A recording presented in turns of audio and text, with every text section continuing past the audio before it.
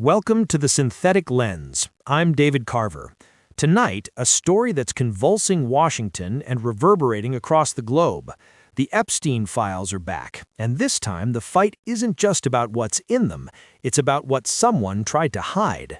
Last week, Congressman Ro Khanna and Thomas Massie, a Democrat and a Republican, walked into the Department of Justice, sat down at one of just 4 computers allocated for reviewing 3 million documents, and in 2 hours found something the DOJ apparently couldn't. The names of 6 men, redacted from files that the law explicitly required to be made public. When they confronted DOJ officials about the redactions, the officials acknowledged their mistake. Deputy Attorney General Todd Blanche unredacted one document within hours, posting on X that the DOJ is committed to transparency. But the question hanging over all of this is simple. If 2 congressmen found 6 hidden names in 2 hours, what's buried in the other 3 million pages? Stan Rogers has been tracking every twist of this story from Capitol Hill.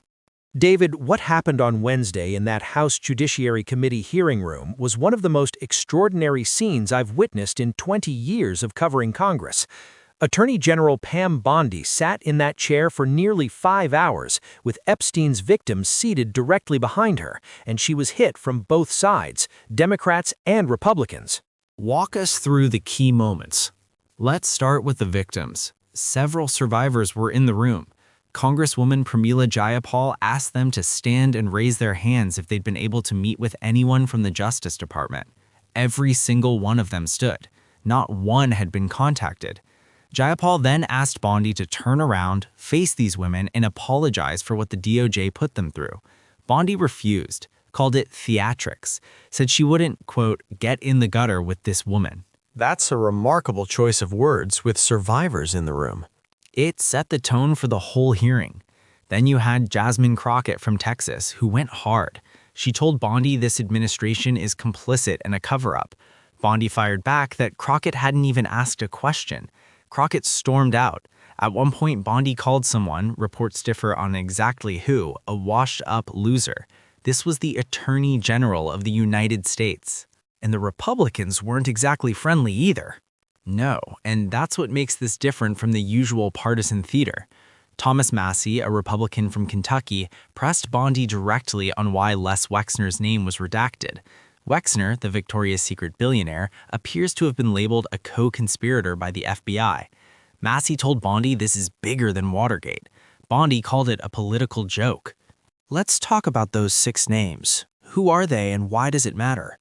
So Khanna named them on the House floor. Leslie Wexner, the retail magnate, Sultan Ahmed bin Salem, the CEO of DP World and an Emirati billionaire, and 4 others, Nicola Caputo, Salvatore Nuara, Zurab Mikoladze, and Leonik Leonov. Now, being named in these files does not mean they committed crimes, but the reductions were the issue.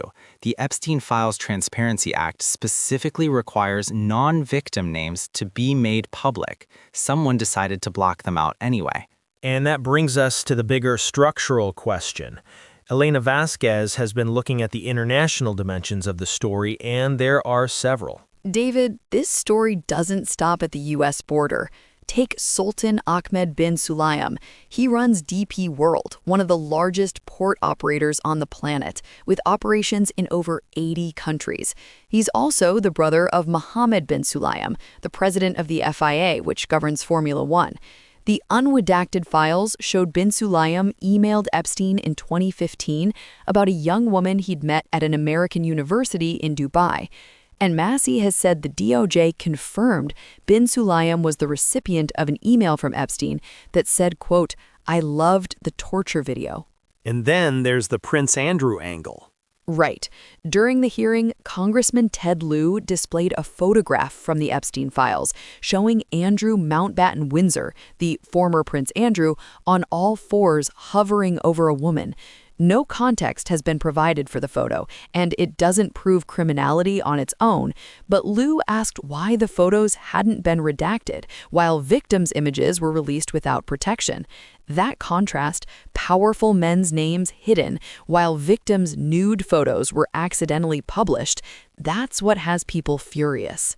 In the Commerce Secretary connection? Howard Lutnick, now the sitting Secretary of Commerce.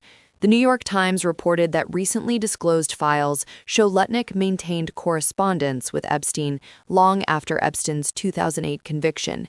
This directly contradicts what Lutnick said on a podcast last year, that he was so disgusted by a 2005 visit to Epstein's townhouse that he never set foot in a room with him again.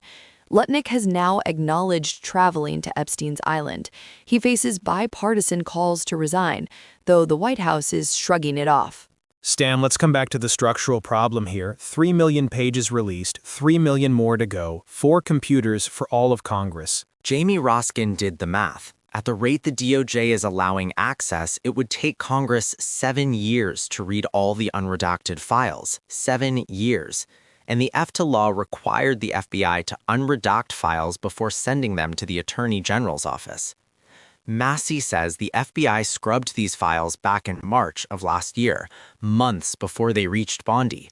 So the question is, who at the FBI made those redaction decisions, and were they protecting specific people? Bondi's position is that her team is doing its best within the 30-day window the law gave them. That's her line, yes. She says any names that were released inadvertently have been immediately re-redacted. But that framing only works if you accept that the redaction of powerful men's names was accidental. Khanna and Massey, again bipartisan, are saying the pattern looks deliberate. And Bondi's refusal to commit to a timeline for full compliance isn't helping her case. There's also the Ghislaine Maxwell situation. Right. Maxwell, who was convicted of sex trafficking and is serving a 20-year sentence, was quietly moved from a low-security prison in Florida to a minimum-security women's camp in Texas. This happened after a meeting between Maxwell and Deputy AG Todd Blanche. Congresswoman Deborah Ross told Bondi that Maxwell needs to be moved back to maximum security immediately. Bondi said it was a Bureau of Prisons decision, and she only learned about it after the fact. She did say she hopes Maxwell, quote, will die in prison.